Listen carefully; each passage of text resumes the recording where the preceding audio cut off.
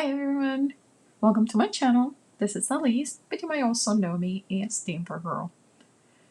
Today, I want to welcome you to a Crafty Fun Collaboration Hop. My crafty friends and I are going to be making anything but cards. I'm making this cute little 3D purse, and we're going to put a gift card inside. Bianca's going to a Sweet 16, and she is bringing this as a present. It's a little gift bag.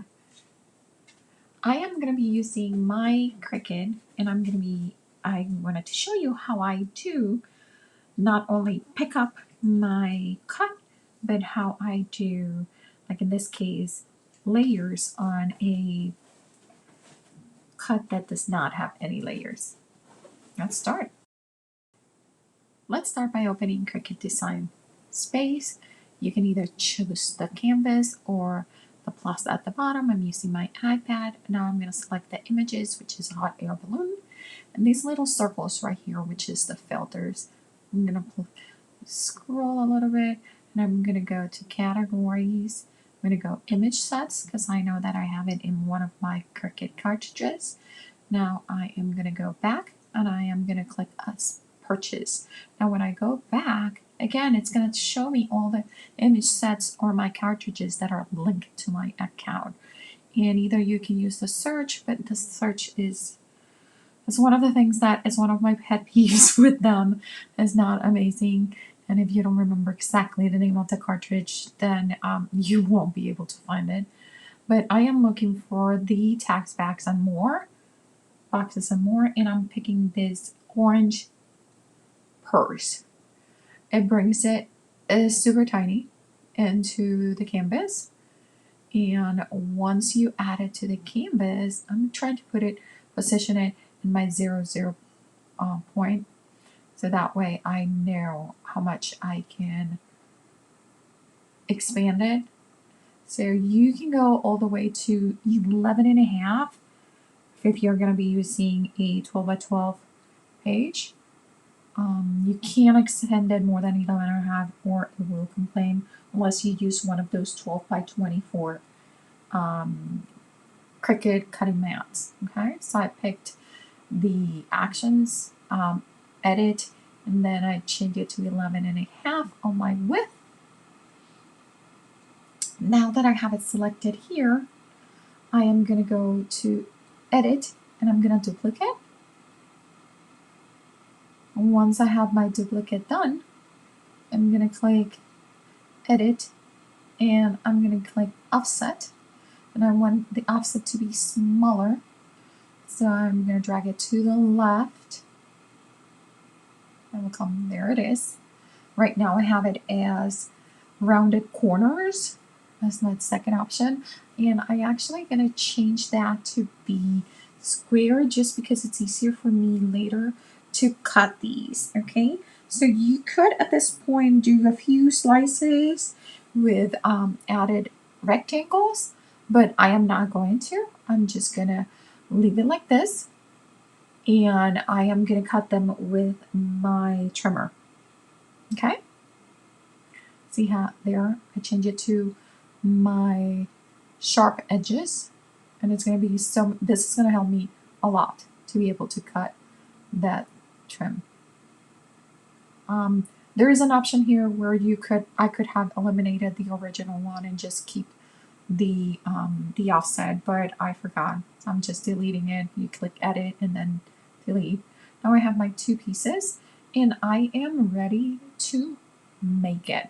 Okay, so I am gonna go and hit the make it button, see that everything is okay or not, and when I click, I notice that the first thing that is showing me is my score, and then my score is there. It's my first layer, and then my second is the purse. I want to fix this, so I am going to drag a rectangle and pick both my lines, my scoring lines, and my purse, and I'm going to click attach, which is that little button over there, that a stack of papers. And now look at this. Beautifully, my score lines are where they should be, and that is my second layer. So now I'm ready to make it. I'm going to click next. I'm going to need to set up my Cricut Air. For some reason, my Cricut Air didn't want to connect this way. Sometimes it just happens. So I'm going to show you another way that I do get it. I go to my settings, and now I go to my Bluetooth, and I click the Cricut Air where it says not connected. I'm going to click it, and now it's going to connect. Once it's connected, I can go back to my Design Space and click next, and it's going to know that it's connected. It's going to keep going to the next step. You're going to see that now it's going to tell me that I need to load my scoring stylus and my cutting tool. So I am ready to start. So I'm bringing my mat.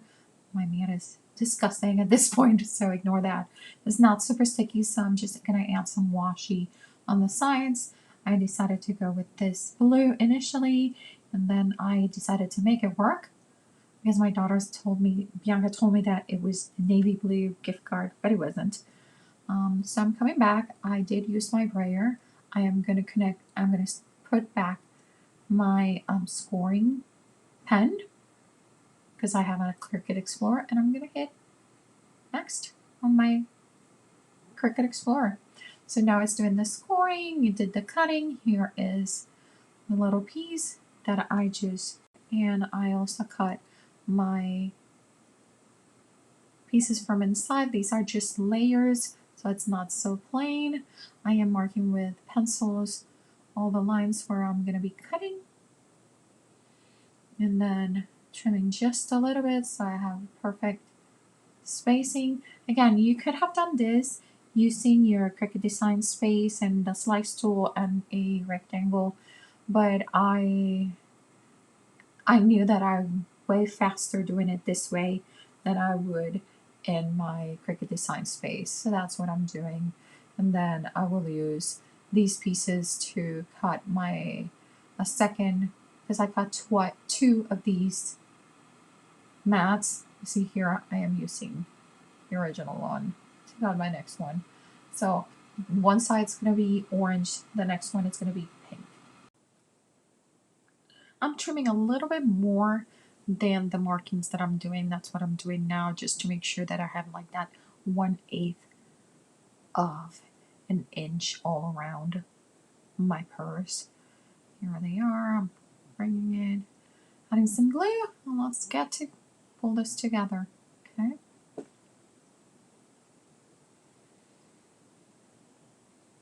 Every time I turned around these papers, I was like, oh my god, I could be using either one color. But I decided to with this combination because this is the combination that Bianca actually requested. Cutting just this little last piece, trimming just a little bit more. This is also going to reinforce those holes for the ribbon. That's where the ribbon is going to go through. Okay, here's where the gift card is going to go. I'm making just a few marks, and I have some leftovers from one of those flaps on the side, and I'm going to use this one. And all I'm doing is I'm like checking, and now I'm going to move it a little bit so this flap is actually a little bit wider than the actual marking of the gift card, so it can come in and out. Okay, do notice that I'm cutting just little triangles out of there, removing my pencil, but since my gift card is the same height almost as the card, I decided to leave, not put it all the way to the bottom, so not close the bottom, and just have it to be like a sleeve instead of a pocket. So it's going to still hold it in place. Now we need to figure it out how to keep the box, the purse, closed. And the way I'm going to do that is I'm going to create some notches. So I'm going to mark with a pencil my sides, my front, and I am going to use this tool by Basic Gray. It's called the Notch and Die cutting tool, and I'm going to go opposite to, if the curve is going down, I'm going to go with my notch going up, and this is a half circle cutting. The center one is going to have to cut it a few times to take my glasses off to be able to do it. And now I'm going to erase all those pencil lines. I'm going to come in with my ribbon. I decided to go with a really nice thick grass grain ribbon. And instead of putting 2 knots in here, what I'm going to do is I'm actually going to knot it at the top and make it a feature. I'm going to make my knot be the feature of the closing, okay? And just putting my little pieces on the ridge of the notches that we just created with a tool. And making a tie, or a knot that almost looks like a tie knot. Just fussing with it, and here is the purse all finished. This is for the Crafty Fun Collab Hop. We are using the hashtag Crafty Fun, not a card, and I will put the links of all the YouTube channels that are just having some fun like me with some 3D items or some things that are just not a card. If you like my content, please like and subscribe so YouTube can tell others this is a good channel to come and visit. Okay, bye.